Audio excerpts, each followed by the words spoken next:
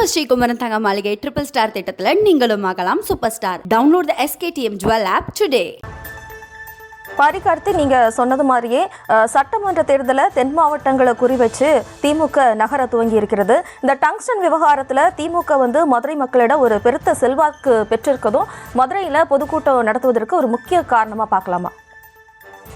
அது மட்டுமல்ல, மேலூரில் மக்களால் பெரிதும் எதிர்க்கப்பட்ட டங்ஸ்டன் சுரங்கம் அமைக்கும் பணி தடுத்து நிறுத்தி திமுக அரசு என்ற வகையில் ஏற்கனவே முதலமைச்சர் அவர்கள் மதுரை சென்றிருந்த போது அவருக்கு மேலூர் மற்றும் சுற்றுவட்டார பகுதி மக்கள் மிகப்பெரிய வரவேற்பை கொடுத்தார்கள் என்று குறிப்பிடத்தக்கது.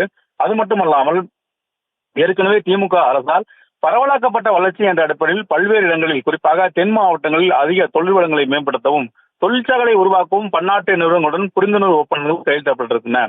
பொதுவாக தொழிற்சாலை மற்றும் தொழிலுக்கான வாய்ப்பு வேலைவாய்ப்பு என்ற அடிப்படையில் சென்னை, திருவள்ளூர், காஞ்சிபுரம் இந்த 3 மாவட்டங்கள் மட்டும்தான் அதிக தொழிற்சாலைகள் வந்து சேரும். இந்த 3 மாவட்டங்கள் மட்டும்தான் வேலை தேடி தென் மாவட்டங்களிலிருந்து அதிக இளைஞர்கள் வந்து சேர்வார்கள். எனவே அதை இந்த தொடர்ச்சியாக கவனித்த தமிழ்நாடு அரசின் சார்பில் பல இடங்களில் தென் மாவட்டங்களில் புதிய தொழிற்சாலைகள் விருதுநகர் மற்றும் தூத்துக்குடி, திருநெல்வேலி, மதுரை உள்ளிட்ட பல இடங்களில் புதிய தொழிற்சாலைகளை அமைக்கவும் அதே போல டைட்டில் பார்க்குகளை அமைக்கவும் ஏற்கனவே தமிழ்நாடு அரசு பல்வேறு புரிந்துணர்வு ஒப்பந்தங்கள் செய்யப்பட்டிருக்கின்றன. அதன் அடிப்படையில் தான் தொடர்ச்சியாக தென் மாவட்டங்களுக்கு கூடுதலாக தொழிற்சாலைகள் தமிழ்நாடு அரசு சார்பில் பன்னாட்டு நிறுவனங்களுடன் பேசி இந்த ஒப்பந்தத்தை செய்திருக்கிறார்கள்.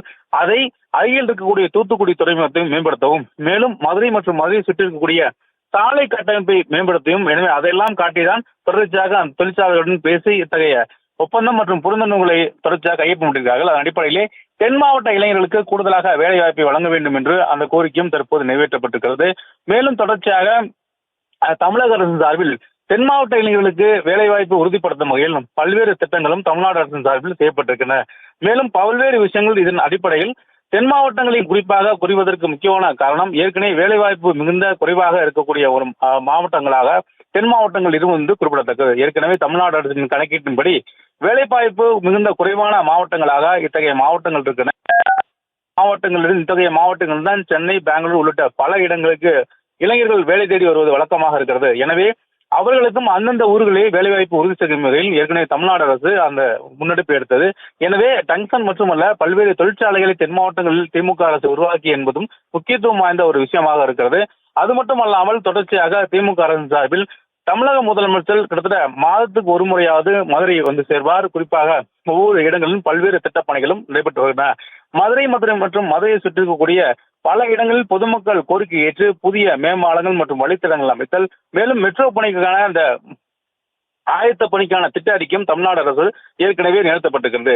ஏற்கனவே மதுரை மற்றும் கோவை, திருச்சி இந்த 3 மாவட்டங்களிலும் மற்றும் மாநகரங்களிலும் இந்த மெட்ரோ அமைக்கும் பணிக்கு ஏற்கனவே மத்திய அரசு சார்பில் ஒப்புதல் கொடுக்கப்பட்டது. தமிழ்நாடு அரசு சார்பில் ஒரு மாதிரி வரையறை செய்து அதையும் அனுப்பப்பட்டு அதற்கான ஒப்புதலும் பெறப்பட்ட நிலையில் எனவே மதுரை மக்களுடைய தொழில் மற்றும் வேலைவாய்ப்பை உறுதி செய்யும் வகையில் தமிழ்நாடு அரசின் சார்பில் பல்வேறு நடவடிக்கைகள் எடுக்கப்பட்டிருக்கின்றன.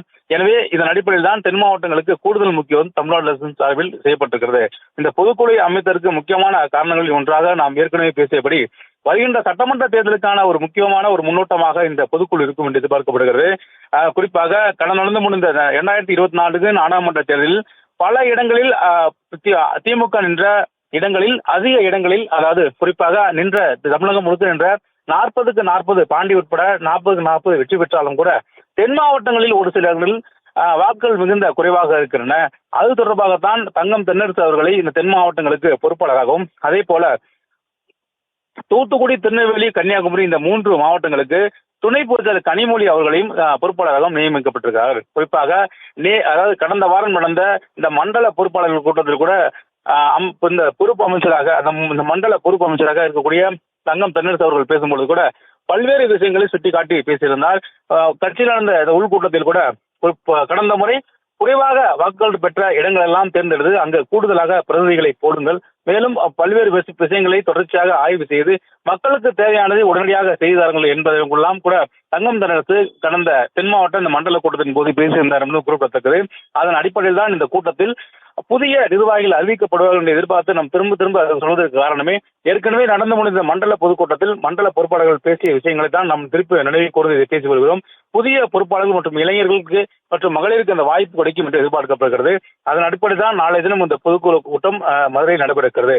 பொதுவாக ஒவ்வொரு பொதுக்குழு கூட்டமும் திமுகவை பொறுத்தவரைக்கும் முன்னதாக வரவேற்புரை நடத்துவார்கள். தொடர்ச்சியாக ஒரு தீர்மானத்தை டிகேஎஸ் இளங்கோவனோ அல்ல ஆர் எஸ் பாரதியோ என்ற இருவரும் கட்சியினுடைய இந்த அமைப்பில் இருக்கக்கூடிய இந்த இருவரும் அமைப்பு செல்ல இருக்கக்கூடிய இந்த இருவரும் யாராவது ஒருவர் தலைமை நிலையம் சார்பில் தீர்மானங்கள் முன்மொழியப்பட்டு அந்த தீர்மானங்கள் ஒருமனாக நிறைவேற்றப்பட்டு மேலும் சட்டத்திட்ட விருதுகள் என்றால் அதையும் அந்த பொதுக்குழு கூட்டத்தில் வைத்து நிறைவேற்றுவார்கள். மேலும் ஒவ்வொரு பொதுக்குழு கூட்டத்திலும் கட்சியினுடைய வரவு செலவு கணக்குகளானது முன்வைக்கப்படும். கடந்த ஒரு வருடமாக கட்சியினுக்கு வந்த வருவாய் அதே போல செலவு செய்த வருவாய் என்பதை குறித்து தொடர்ச்சியாக அந்த வரவு செலவுகளும் அந்த பொதுக்குழு கூட்டத்தில் வைக்கப்படும். அதுவும் நடக்கும். அது இறுதியாக தலைவர் பேசுவார். தலைவர் பேசும்பொழுது பல்வேறு விஷயங்களை சுட்டிக்காட்டி தொடர்ச்சியாக நாம் இதெல்லாம் செய்ய வேண்டும், இவ்வாறாக பணியை சுரங்கம் ஏற்பட்டக்கூடாது உள்ளிட்டவை மட்டுமல்லாமல் தொடர்ச்சியாக தொண்டர்களையும் மற்றும் நிர்வாகிகளையும் உற்சாகப்படுத்திய விஷயமாக பேசி கழிவார்கள். இதுதான் ஒவ்வொரு பொதுக்குழுவும் நடக்கும். ஆனால் நாளை தினம் நடக்கும் இந்த பொதுக்குழு கூட்டத்தில் பல விஷயங்கள் பேசப்படுவதாக இருக்கின்றன. குறிப்பாக சரிவர வேலை செய்யாதவர்கள் ஏற்கனவே பூத் கமிட்டி வேலையெல்லாம் திமுக முடித்து விட்டது. தமிழகம் முழுக்க 78,000 பூத் கமிட்டி வேலைகளை முழுமையாக முடிவடைந்த நிலையிலும் ஒரு சில இடங்களிலும் பிரச்சாரத்தை துவங்காமலும் அதே போல அதாவது ஒவ்வொரு மாவட்டங்களிலும் போதுமான அளவை இளைஞர் அணியினோட போதுமான ஒப்புதல் என்ற பல்வேறு குற்றச்சாட்டு தலைமைக்கு வந்து கொண்டிருக்கிற. எனவே அது தொடர்பாக ஏற்கனவே தலைமை கடுமையாக எச்சரித்திருக்கிறது. அதன் அடிப்படையில் தான் பல இடங்களில் கூட நிர்வாகிகள் மாற்றப்பட்டும் புதிதாக பொறுப்பாளர்கள் போடப்பட்டும் வருகிறார்கள். எனவே அது குறித்தும் முதலமைச்சர்கள் பேசுவார்கள் என்று எதிர்பார்க்கப்படுகிறது. மேலும் முதலமைச்சர்கள் பல கூட்டங்களில் கட்சியினர் பேசும் பொழுது அதாவது ஒவ்வொரு தொகுதியிலும் என்னை நம்பி வாக்களித்திருக்கிறார்கள். எனவே அந்த மக்கள் எந்த விதத்திலும் சிரமப்பட்டு விடக்கூடாது. உடனுடன் அவங்களுடைய தேவைகளை செய்தார்கள். தொண்டர்கள் கடுமையாக உழைப்பை செய்கிறார்கள். எனவே அவர்களுக்கும் முக்கியத்துவம் கொடுங்கள். நிர்வாகிகள் தொண்டர்களால் தான் நீங்கள் நிர்வாகிகளாக இருக்கிறீர்கள். எனவே அவர்களுக்கு முக்கியத்துவம் மற்றும் மரியாதையும் கொடுக்கின்ற பல விஷயங்களையும் ஒவ்வொரு கூட்டத்திலும் பேசிவிடுகிறார். அதன் அடிப்படையில் தான் பல நிர்வாகிகள் மீது தொடர்ச்சியாக புகார் வருவதாக தெரிகிறது. அது தொடர்பாக முதலமைச்சர் நாளை தினம் பேசுவார் என்று எதிர்பார்க்கப்படுகிறது. மேலும் நாளை நடக்கக்கூடிய இந்த கூட்டமானது வருகின்ற தேர்தலுக்கு அவர்களை அதாவது திமுகவினை உற்சாகப்படுத்தும் வகையில் பல்வேறு விஷயங்கள் முதலமைச்சர்கள் பேசுவார் என்று எதிர்பார்க்கப்படுகிறது. திமுக சார்பில் 2026 சட்டமன்ற தேர்தலில் 200 தொகுதிகளை இலக்காக வைத்து இந்த தேர்தலை திமுக களமாடுகிறது என்பது குறிப்பிடத்தக்கது.